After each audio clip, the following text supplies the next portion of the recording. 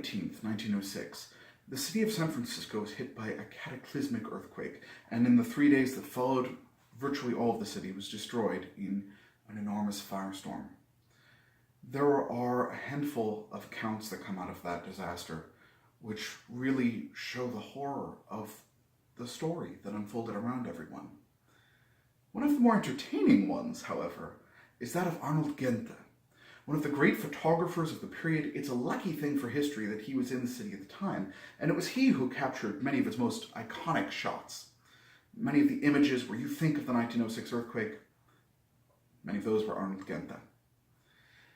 He was also somehow a rather entertainingly jolly man, so his account reflects that fact. He wrote this in his autobiography, As I Remember.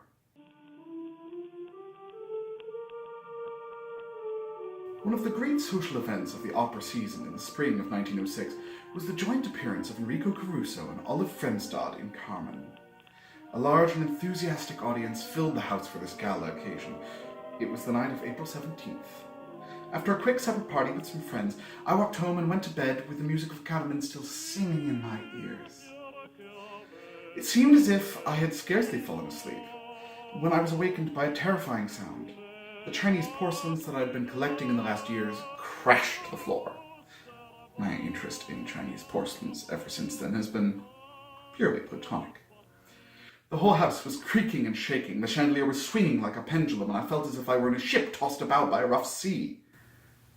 This can't go on much longer, I said to myself. When a house shakes like this, the ceiling is bound to collapse. As soon as the plaster begins to fall, I'll cover my head and accept what comes.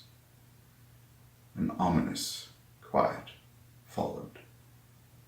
I was about to get up when I found Hamada, my Japanese servant, standing beside me. An earthquake was, of course, no new experience for him, but now he looked thoroughly frightened and was as pale as a Japanese can be. Master, he said, a very bad earthquake. Many days, nothing to eat. I go, yes. Before I could say anything, he was on his way downstairs. I looked at the clock. The time was 5:15. I looked out the window and saw a number of men and women half-dressed rushing into the middle of the street for safety. Pushing his way through them, with a sack of flour over his shoulder and carrying a basket of provisions, was Hamada. I went to the top floor to see what had happened to my studio. The chimney had fallen through the roof, most of the bookshelves had collapsed, and the books were buried under mounds of plaster from the wall and ceiling. A 16th century wood sculpture of Buddha had landed right side up, and stood unharmed and inscrutable in the midst of the debris, serene, indifferent of fate. The earth continued to indulge in periodic tremors, though less violently. I started to get dressed and decided that the most suitable earthquake attire would be my khaki riding things. I was to live in them for weeks.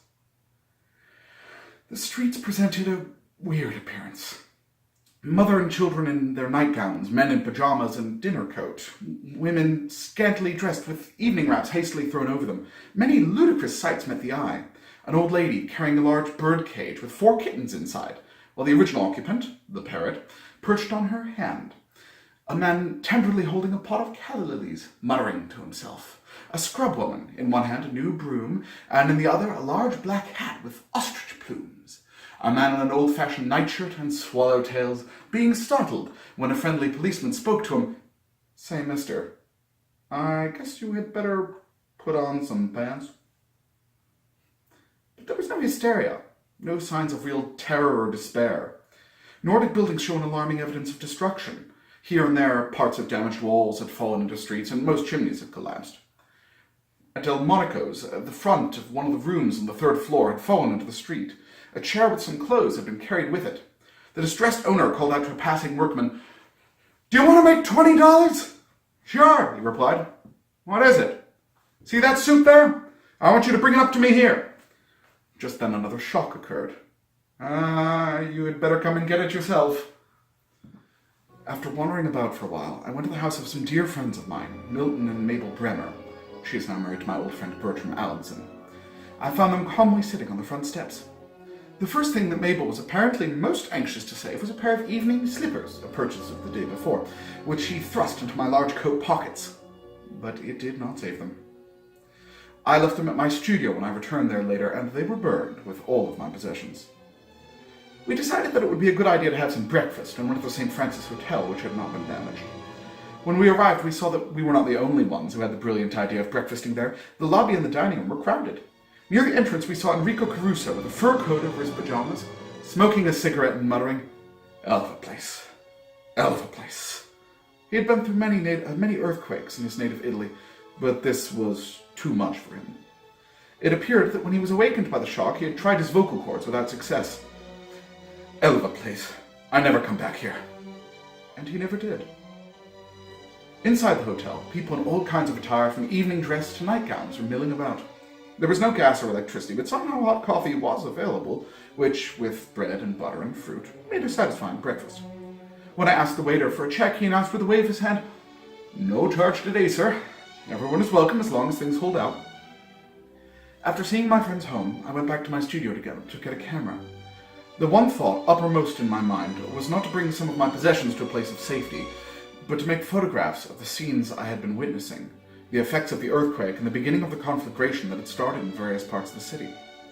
I found that my hand cameras had been so damaged by the falling plaster as to be rendered useless. I went to Montgomery Street, to the shop of George Kahn, my dealer, and asked him to lend me a camera. "Take anything you want.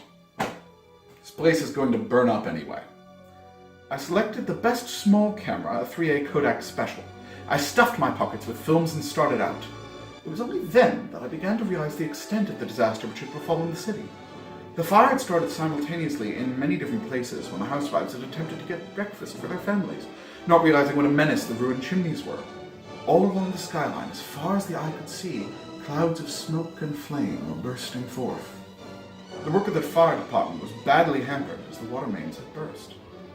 By this time, the city had been put under martial law with General Funston in supreme command. He decided to check the progress of the conflagration by dynamiting a block in advance of the fire in order to create a breach over which the flames could not leap. All day and night, the detonations resounded into one's ears, and yet the fire continued to make headway. By noon, the whole town was in flight. Thousands were moving toward the ferry, hoping to get across the bay to Oakland or Alameda. On all streets leading to Golden Gate Park, there was a steady stream of men, women, and children. Since all wagons or automobiles had been commandeered by the military authorities, only makeshift vehicles were available. Baby carriages and toy wagons, carts constructed out of boxes and wheels, were used to transport groceries, kitchen utensils, clothes, and blankets. Trunks mounted on roller skates, or even without them, were being dragged along by ropes. No one who witnessed these scenes can ever forget the rumbling noise of the trunks drawn along the sidewalks, a sound to which the detonations of the blasting furnished a fitting contrapuntal accompaniment. Further out on Geary and Sutter streets, men and women cooked on improvised stoves on the sidewalks. As the crowds passed, they called out invitations to stop for rest and a cup of coffee. Up on the hill, the wealthy were taking strangers into their homes, regardless of any risk they were running. I recall the picture of Henry J. Crocker laughing heartily as he carried pails of water from the faucet in his garden to a little iron stove, probably one of his children's toys, set up by the curb in front of his red stone mansion. I have often wondered, thinking back, what it is in the mind of the individual that so often makes himself feel immune to the disaster that may be going on all around him. So many whom I met during that day seemed completely unconscious that the fire which was spreading through the city was bound to overtake their own homes and possessions. I know that this was so with me. All morning and through the early afternoon I wandered from one end of the city to the other, taking pictures without a thought that my studio was in danger. As I was passing the home of some friends on Van Ness Avenue, they were on the porch and called out, "Come in and have a drink." While we were raising our glasses, there occurred another shock. Everyone but my hostess and I ran outside. "Let us finish anyway," she said. "Sure," I said, giving her a toast as the line from Horace, "And even if the whole world should collapse, he will stand fearless among the falling ruins." On my way to the Bohemian Club, I met Charles K. Field. "You dummy," he said. "What are you doing here? Don't you know that your house is going to be blown up?"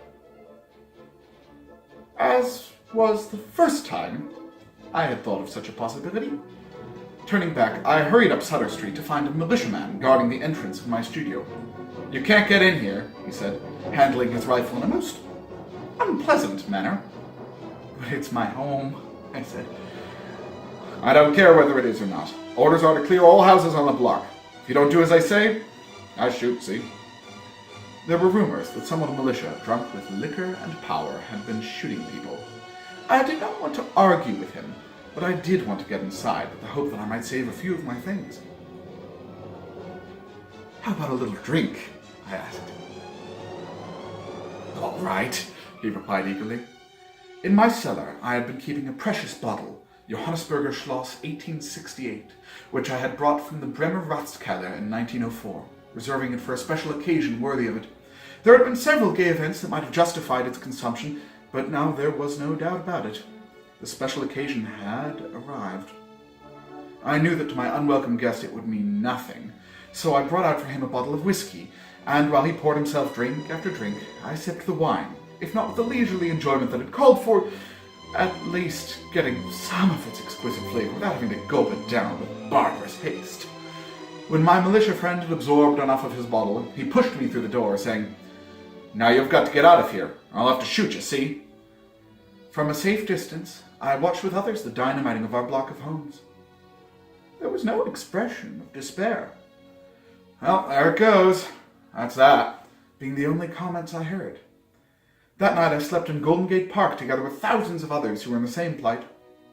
The crowd there suggested more a camping out than refugees from a disaster in which they had lost all their homes and all their material possessions. A cheerful spirit seemed to prevail throughout, and whatever one had, one gladly shared. The fire raged all the next day and well into the morning after, when it was stopped at Venice Avenue, which was wide enough to break the spread of the flames. 10 square miles lay devastated, with hardly a building intact. In some parts of the city, dynamiting continued and the crash of toppling walls could still be heard. The day of the earthquake, a committee of outstanding citizens met with the mayor and the military authorities, and it was unanimously voted that the mayor be empowered to draw checks for any amount for the relief of the sufferers, the committee guaranteeing the payment. The relief measures were carried out with remarkable efficiency. All vehicles and foodstuffs were commandeered for the public good. No food was sold in the shops. Rich and poor had to stand in line at the relief stations to receive their daily rations. On Market Street, rough tables and benches had been put up for the length of several blocks to accommodate the hundreds of people for whom food was being provided. In the military reservation, the Presidio, a city of tents had sprung up, affording a shelter for thousands of homeless. In the public squares, likewise, tents and shelter of a more substantial form were put up, the occupants readily adapting themselves to this new mode of housekeeping. Some of these shacks were marked Excelsior Hotel, the Ritz, the Little St. Francis, the New Palace Hotel, etc. In the houses, no cooking was permitted. It had to be done on stoves put up on sidewalks. Water was rationed to be used only for drinking and cooking purposes. Not more than one lamp or candle was permitted in each home. It had to be out by 8 o'clock, and those who had no business to attend to were obliged to stay indoors. Military patrols on all streets saw these rules were carried out, and over a period of many weeks, this mode of impoverished living, there was not a complaint of neglect or an instance of wrongdoing. During the day, piling bricks became the enforced pastime of pedestrians. Any man walking through the burned district was likely to be stopped by a soldier or marine and ordered to do his share. Several times while I was out taking pictures, I was put to work. Rebuilding started while the ruins were still smoking. On top of a heap of collapsed walls, a sign would announce, "On this site will be erected a 6-story office building to be ready for occupancy in the fall." An entertaining illustration of the indomitable spirit of San Francisco was furnished by Matthias, whose restaurant was almost as popular as Copa's. Having been very prosperous, he decided to take a long vacation and visit his relatives in Spain. He closed his establishment, placing a sign on the door, "Gone to Spain. Will be back in 6 months." He had been gone only a few weeks when he received a cable from his brother. Everything lost. Come at once. When he returned, he found not a house standing in the district where his restaurant had been. Undismayed, he put up a large sign. "Gone to hell. Will be back in 3 months." And he was. His was the first building completed in that neighborhood. I recall that Professor Morse Stevens of the University of California made a delightful dedication speech at the opening of the restaurant. In the Frank Cowderoy's home on Maple Street, and later in the Octavia Street home of Dr. Millicent Cosgrave, whose friendship throughout these years has meant so much to me, I had found a haven of rest. For several weeks I did not concern myself with any thought of the future. I blithely continued to take photographs. Of the pictures I had made during the fire, there are several, I believe, that will be of lasting interest. There is particularly the one scene that I recorded the morning of the first day of the fire, which shows, in a pictorially effective composition, the results of the earthquake, the beginning of the fire, and the attitude of the people. On the right is a house, the front of which had collapsed into the street. The occupants are sitting on chairs, calmly watching the approach of the fire. Groups of people are standing in the street, motionless, gazing up at the clouds of smoke. When the fire crept up close, they would just move up a block. It is hard to believe that such a scene actually happened in the way the photograph represents it. Several people, upon seeing it, have exclaimed, "Oh, is that a still from a Cecil DeMille picture?" To which the answer has been, no. The director of this scene was the Lord himself. A few months ago, an interview about my work, I had told the story of that fire picture. Appeared in a New York paper with the headline, "His pictures posed by the Lord," says photographer. The ruins of Nob Hill became a rich field for my camera. All that remained standing of the town residence on California Street was the marble-columned entrance. The picture I made of it by moonlight brought out its classic beauty. Charles K. Field found the title for it, Portals of the Past, by which the portico is known today. It has been removed to Golden Gate Park, where in a setting of cypresses, it remains a noble monument to a noble past. Charles Rollo Peters made a large painting of it using my photograph for the Bohemian Club, and for once the photographer was given credit by a painter.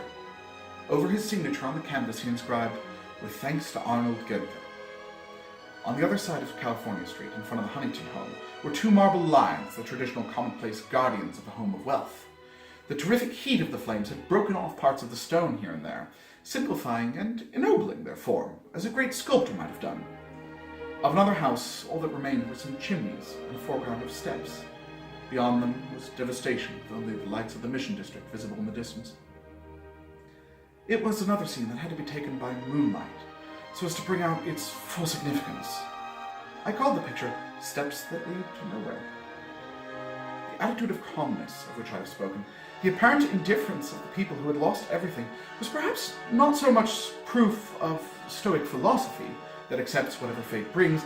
I rather believe that the shock of the disaster had completely numbed our sensibilities. I know from my own experience that it was many weeks before I could feel sure that my mind reacted and functioned in a normal manner. If I'd shown any sense, I might have easily saved some of the things I valued most: family papers, letters and photographs of my parents and brothers, books written by my closest relatives, and of course my more important negatives, which I could have carried away in a suitcase. As it was, practically everything I possessed had gone up in smoke. To make my loss more complete, it happened that less than 2 years before, all my family possessions, including my brother Siegfried's, had been brought home to San Francisco from Hamburg. The library of over 3,000 volumes, some 200 of which had been written by members of my family in the last century, several pieces of furniture designed by my architect grandfather, family portraits painted by Gruson in the 18th century. Since the death of my brother Siegfried, no family ties had remained to hold me in Germany.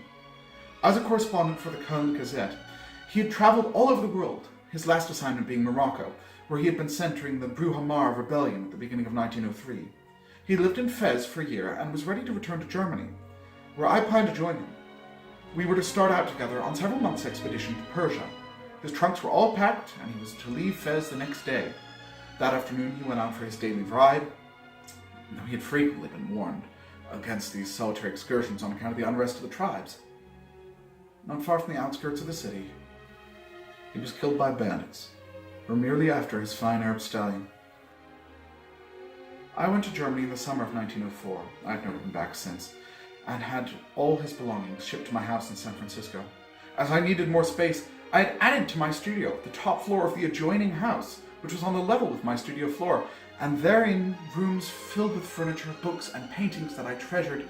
I had created for myself a background and an atmosphere which gave me peace and happiness. Now all this had gone up in smoke, and with it all evidence of the work I had done since the beginning of my career. The thousands of negatives which I had made during that time were now but chunks of molten, iridescent glass fused together in fantastic forms. Everything I possessed was destroyed except for my enthusiasm for work. However, I still had my bungalow at Carmel, and, more important, mild negatives of Chinatown. The latter were saved in a curious manner. Before returning to New York, Will Irwin had come to my studio, and looking through my Chinatown pictures remarked, "You really ought not to keep these plates and films here. Someday the whole city will burn up. There'll never be another Chinatown like this one. And you have its only picture record." I heeded his warning, giving all the negatives into the keeping of a friend who had put them into his vault. They were not damaged in the fire. Among the many telegrams I received was one from Edward Southern and Julia Marlowe. "Now that you have lost everything," it read, "you should come to New York. We will see that you find a fully equipped studio waiting for you so that you can start work without delay." It was heartening and consoling to have this fine proof of real friendship. The temptation was great, but I was not willing to leave San Francisco then. I wanted to stay, to see the new city which would rise out of the ruins. I felt that my place was there. I had something to contribute, even if only in a small measure, to the rebuilding of the city. I started my search for a new studio. It would take years before the business section would be rebuilt. No one knew exactly just where the new center of the city was to be. Location was unimportant. On Clay Street, not far from the gates of the Presidio, I discovered a picturesque one-story cottage. In its small garden was a fine old scrub oak, and I believe it was this, and not so much the house, that made me decide to take a 5-year lease. My friends encouraged me. "Don't worry about being so far out. We'll come anyway, no matter where you are. The chief thing is for you to have a place that you like and where you feel you can work." And so I started to make a few structural changes and to get together the necessary equipment that would enable me to continue my work as a portrait photographer. From the autobiography, As I Remember, by Arnold Genthe. Reverend David Evans, last rector of the destroyed Grace Church, forebear of Grace Cathedral, was so inspired by Genthe's photograph that he wrote the poem A Portal of the Past. Like a phantom doorway giving on the hall of memory stands the broken portal living, threshold of the used to be. Naught but space beyond, below it, debris of the mansion's fall, at its side pathetic clinging remnants of the shattered wall. Gone the wealth of pomp and splendor, treasures of the brush and loom, artistry of the smith and builder mingled in their ashen doom. There, be sure to like and subscribe for more of the fantastical stories that history is full of. There are going to be more, and they're all, every one of them, going to be completely awesome. See you then.